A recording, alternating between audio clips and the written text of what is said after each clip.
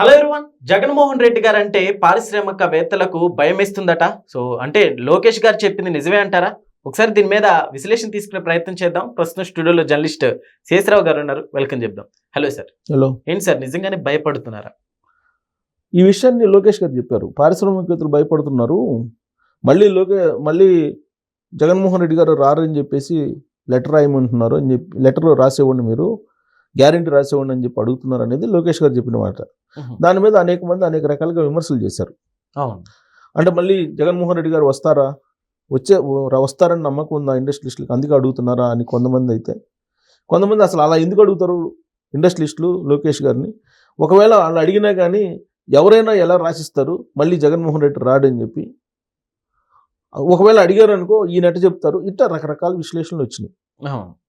అయితే ఆయన చెప్పిన దాంట్లో నిజం ఉందా లేదా అనేదానికి ప్రత్యక్ష నిదర్శనం ఏంటంటే, తాజాగా పీపీపీ మోడల్లో మెడికల్ కాలేజీలు నిర్మించాలని ఆంధ్రప్రదేశ్ ప్రభుత్వం భావించి బిడ్స్ని కాల్ఫర్ చేసింది, టెండర్స్ని కాల్ఫర్ చేసి టెండర్లు వేసింది. టెండర్ వేస్తే టెండర్లో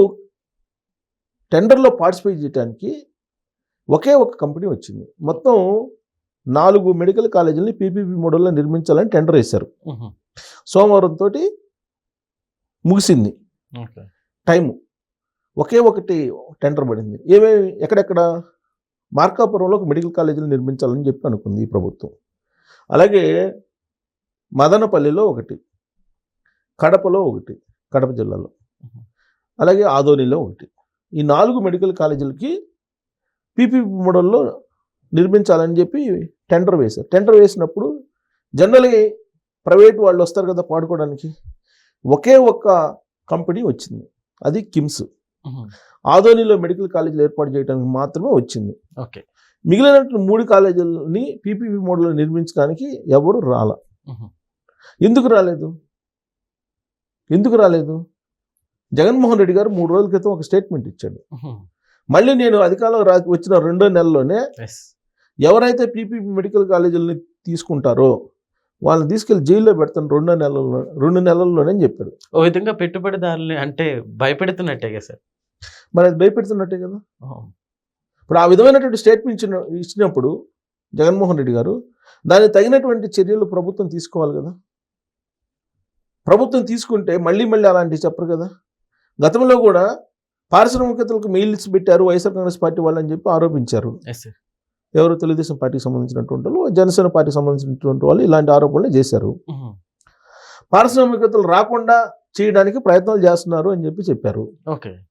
ప్లస్ దానికి తగిన విధంగా వాళ్ళని కట్టడి చేసేటువంటి ప్రయత్నం చేస్తున్నారా అని అంటే చేయలేకపోయినందువల్లనే 2 నెలలు, నేను వచ్చిన తర్వాత 2 నెలల్లో జైలు పెట్టిస్తాను అన్నారు. ఎలా పెట్టిస్తారు జైల్లో? ముఖ్యమంత్రి కాగానే ఎవరిని పడితే వాళ్ళని జైల్లో పెట్టించచ్చా? జైల్లో పెట్టించేటువంటి చట్టాలు ఉన్నాయా? ఎవరిని పడితే వాళ్ళని జైల్లో పెట్టించే చట్టాలు లేదా చట్టవిరుద్ధంగా చేయాలనుకుంటున్నారా అని అంటే, చట్టవిరుద్ధంగా జగన్మోహన్ రెడ్డి గారు ఏదైనా చేస్తారు అని పారిశ్రామికవేత్తల్లో ఉన్నటువంటి భయం. ఓకే. ఆ కారణంగానే మెడికల్ కాలేజీలో టెండర్లు పాడుకోవడానికి రాలేదు అనేది తెలుగుదేశం పార్టీ వాళ్ళు చెప్పేటువంటి మాట. మరి ఇప్పుడు లోకేష్ గారు చెప్పింది నిజమా అబద్ధమా? అది అబద్ధం అయితే టెండర్లు పడుకోవడానికి రావాలిగా. టెండర్లు పడుకునే ఎవరు రాలేదు. ఒక కిమ్స్ మాత్రం వెళ్ళింది ఆదోనిలో. అది కూడా ఆదోనిలో మెడికల్ కాలేజ్ ఏర్పాటు చేయడానికి కిమ్స్ వెళ్ళింది. ఈ 3 ప్రాంతాల్లో మదనపల్లి ఎవరిదు? మదనపల్లి రామచంద్రారెడ్డి, పెద్దిరెడ్డి రామచంద్రారెడ్డి గారి అడ్డా అని చెప్పి అంటుంటారు అక్కడ ఆ ప్రాంతాన్ని. కడప జగన్మోహన్ రెడ్డి గారి జిల్లా కదా. మార్కాపురం తెలుగుదేశం పార్టీ ఉంది ఇప్పుడు. అయినా కానీ అక్కడ టెండర్లు పడుకోవడం, మార్కాపురంలో మెడికల్ కాలేజీలు పీపీపీ మోడల్లో ఏర్పాటు చేయడానికి ఎవరు రాలా. అంటే పీపీపీ మోడల్ మీద నమ్మకం లేకనా, లేదంటే జగన్మోహన్ రెడ్డి గారిని చూసి భయపడా జగన్మోహన్ రెడ్డి గారు జైల్లో పెడతారనా, లేదా మళ్ళీ జగన్మోహన్ రెడ్డి గారు వస్తారని నమ్ముతున్నారా అనేది ఒక పెద్ద చర్చనీయాంశంగా మారింది ఇప్పుడు. యాక్చువల్గా జగన్మోహన్ రెడ్డి గారు బర్త్డే జరిగింది మొన్న. బర్త్డే రోజు ఏం జరిగింది? రాష్ట్ర వ్యాప్తంగా రక్త అభిషేకం చేశారు. జనరల్గా ఏ నాయకుడు అయినా బర్త్డే అయితే కనుక పాలాభిషేకం చేస్తారు, పూలాభిషేకం చేస్తారు. కానీ రప్ప అంటూ రక్తాభిషేకం చేశారు. వేట కొడవళ్ళు, బరిసెలు ఈ తీసుకొని మారణాయుధాలు తీసుకొని ప్రదర్శన చేశారు. ఏం చెప్పారు? మ్యాజిక్ ఫిగర్ 88 దాటంగానే స్టార్ట్ అవుతుంది, గంగమ్మ జాతరలో రప్ప అన్నట్టు అని చెప్పి ఫ్లెక్సీలు పెట్టి వాళ్ళు మ్యాజిక్ ఫిగర్ దాటగానే 2029లో ఏం జరిగిందని చెప్పి తిరుగుతున్నారు. ఓకే. మరి ఇలాంటి వాతావరణం ఉన్నప్పుడు మెడికల్ కాలేజీలు పీపీపీ మోడలే కాదు, ఏదైనా కాంట్రాక్ట్ తీసుకోవడానికైనా ఆంధ్రప్రదేశ్లో వచ్చేవాళ్ళే ఎవరు వస్తారా? ఇప్పుడు పెట్టుబడిదారులు రమ్మంటున్నారు జగన్మోహన్ రెడ్డి గారు అంతకుముందు రమ్మంటే ఎవరు రాలేదు. ఇప్పుడు చంద్రబాబు నాయుడు గారు రమ్మంటున్నారు. చంద్రబాబు నాయుడు గారు రమ్మంటే కొంతమంది వచ్చారు. గూగుల్ ఏఐ డేటా సెంటర్ లాంటిది వచ్చింది. అది నాదేను అని అంటాడు జగన్మోహన్ రెడ్డి గారు. నా హయాంలోనే వచ్చింది, అది ఆదాని డేటా సెంటర్, అది గూగుల్ డేటా సెంటర్ కాదు అని అంటాడు ఆయన. అంతకుముందు ఏమన్నారు? వైఎస్ఆర్ కాంగ్రెస్ పార్టీ వాళ్ళు దాని వేర్ హౌసింగ్ లాంటిది, అదొక షెడ్ లాంటిది, అది తీసుకొచ్చి ఆంధ్రప్రదేశ్లో పెట్టేస్తున్నాడు, దానివల్ల ఉద్యోగాలు రావని చెప్పి అన్నారు. జగన్మోహన్ రెడ్డి గారు అది నాదేను, నేను తీసుకొచ్చిందేనా అని అన్నారు. ఇప్పుడు ఈ ప్రభుత్వం ఏది తీసుకొచ్చినా ఇది నాదేను అని చెప్తున్నారు. సరే, ఎంత చెప్పుకున్నా కానీ అది నాదేనని చెప్పుకున్నా ఇబ్బందిలే, ఎందుకంటే అది జగన్మోహన్ రెడ్డి గారిదో లేకపోతే చంద్రబాబు నాయుడు గారిదో కాదు, ఆంధ్రప్రదేశ్ది, ఆంధ్రప్రదేశ్ ప్రజలది, ఆంధ్రప్రదేశ్ ప్రభుత్వాన్ని. ఆ ప్రభుత్వంలో ఎవరైనా ఉండొచ్చు, ఎక్స్ ఉండొచ్చు, వై ఉండొచ్చు, అది ఎక్స్ది కాదు, వైది కాదు, అది ప్రభుత్వాన్ని, ప్రజలది. ఆ భావన అనేది లేకుండా పోయింది. ఇప్పుడు నేనే ఇస్తున్నా, నేనే చేస్తున్నా, నాది అని చెప్పి అంటుంటారు. ఇప్పుడు అలా కాదు కదా. ప్రభుత్వాలు పరిపాలన చేస్తూ ఉంటాయి, ఆన్గోయింగ్ ప్రాజెక్ట్స్ ఉంటాయి. ఈ ఆన్గోయింగ్ ప్రాజెక్ట్స్ కొనసాగుతున్నప్పుడు ప్రభుత్వాలు మారినాయి అనుకో, ఆ ప్రాజెక్టులను కొనసాగిస్తారు ఎవరైనా.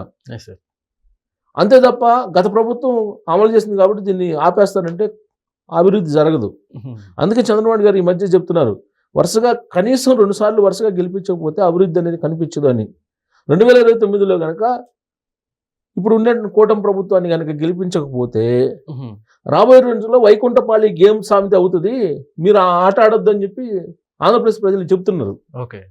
అయినా కానీ కొంతమంది చేస్తున్నటువంటి చర్యలు, తర్వాత క్రియేట్ చేస్తున్నటువంటి విజువల్స్, మొన్న ఈ మధ్య ఒక వీడియో వచ్చింది, విమానంలో ఒక చిన్న అమ్మాయి బర్త్డే అయితే జగన్మోహన్ రెడ్డి గారి బర్త్డేకి చిన్న అమ్మాయి కేక్ కట్ చేయటం అనేది, అది బొకే ఇచ్చింది, అది ఆర్టిఫిషియల్ ఇంటెలిజెన్స్ తోటి తయారు చేసింది. అది అవునా సార్? ఇప్పుడు జనాలకి ఏమో తెలియట్లా, రియలిస్టిక్ గా ఉంది. ఇప్పుడు ఒకవేళ రియలిస్టిక్ అనుకో, అది మ్యాచ్ ఫిక్సింగ్ కాకుండా అప్పటికప్పుడు అవన్నీ ఎక్కడి నుంచి వస్తాయి? జగన్మోహన్ రెడ్డి గారు ఆ ఫ్లైట్లో వస్తారు, బర్త్డే కేక్ కట్ చేయాలని ఆ అమ్మాయికి తెలుస్తుందా? కాదు కదా. ప్రీ ప్లాన్ అయినా ఉండాలి, ఆర్టిఫిషియల్ ఇంటెలిజెన్స్ అయినా ఉండాలి. సోషల్ మీడియాలో తెలుగుదేశం పార్టీ వాళ్ళు చేస్తున్న దాని ప్రకారం అయితే ఆర్టిఫిషియల్ ఇంటెలిజెన్స్ వీడియో, అది ఏఐ జనరేటెడ్ వీడియో, లేదని అంటే ప్రీ ప్లాన్ అయి ఉండాలి. సరే, ఇది ఏదైనా ఇవన్నీ చూసి, ఇప్పుడు మొన్న ఇక్కడ జైలుకి అటెండ్ కావడానికి వస్తే ఇక్కడ కొంతమందిని మొబిలైజ్ చేసేసి అడౌట్ చేశారు. ఇవన్నీ చూసిన వాళ్ళకి ఏమవుతుందంటే జగన్మోహన్ రెడ్డి గారు మళ్ళీ వస్తారేమో అనేటువంటి ఒక ఫీలింగ్ ఉంటుంది. అలాంటి ఫీలింగ్లో ఇప్పుడు ఇండస్ట్రీస్లో ఇప్పుడు కూడా, వ్యాపారవేత్త ఇప్పుడు కూడా గవర్నమెంట్ స్థిరంగా ఉండే దగ్గరికి వెళ్తాడు. అంతే తప్ప అతను వచ్చి పెట్టుబడి పెట్టాల్సిన అవసరం ఏముంది? ఆంధ్రప్రదేశ్లో పెట్టాల్సిన అవసరం ఇంకో చోట పెట్టుకుంటాడు పోయి. అక్కడ పీస్ఫుల్గా ఉందా లేదా అనేది చూస్తారు. అక్కడ పీస్ఫుల్గా లేదు, లా అండ్ ఆర్డర్ లేదని చెప్పి జగన్మోహన్ రెడ్డి గారు ప్రతిరోజు అంటుంటారు. దానికి తగ్గట్టు వైఎస్ఆర్ కాంగ్రెస్ పార్టీ వాళ్ళు గొడ్డళ్ళు, కత్తులు, కటార్లు తీసుకొని రప్ప అని వీధుల మీద తిరుగుతున్నారు. సైలెన్సర్ లోడ్ తీసి జగన్మోహన్ రెడ్డి గారి బర్త్డే రోజు అక్కడ యంగ్స్టర్స్ సైలెన్సర్ లోడ్ తీసి ఓళ్ళల్లో గందరగోళం చేశారని చెప్పి రిపోర్ట్స్ వస్తున్నాయి. మరి అలాంటి సిచ్యువేషన్ ఉన్నప్పుడు ఆంధ్రప్రదేశ్కి పెట్టుబడిదారులు ఎలా వస్తారు? ఇప్పుడు మెడికల్ కాలేజ్ పీపీపీ మోడ్లో నిర్మించడానికి టెండర్లు వేయడానికి ముందుకు రాలేదని అంటే, మిగతా 12 కాలేజీలు ఉన్నాయి. ఇప్పుడు 4 కాలేజీలకి పిలిచింది, మిగతా 12 కాలేజీలకు పిలిచే ముందు 4 కాలేజీలు ఫస్ట్ సెలెక్ట్ చేస్తున్నారు. ఈ 4 కాలేజీలకే ఒక టెండర్ వస్తే మిగతా 3 కాలేజీలకి ఇంతవరకు రాలా. మరి అలాంటప్పుడు మిగతా కాలేజీలు ఎలా పీపీపీ మోడ్లో పూర్తి చేస్తారు? పీపీపీ మోడ్లో పూర్తి చేయడానికి ఎవరు ముందుకు వస్తారు? దీనికి ఎవరు బాధ్యత వహించాలి? దీన్ని ఎవరిని బాధ్యం చేయాలి అనేది ఆంధ్రప్రదేశ్ ప్రజలు ఆలోచించాలి. Okay sir, thank you.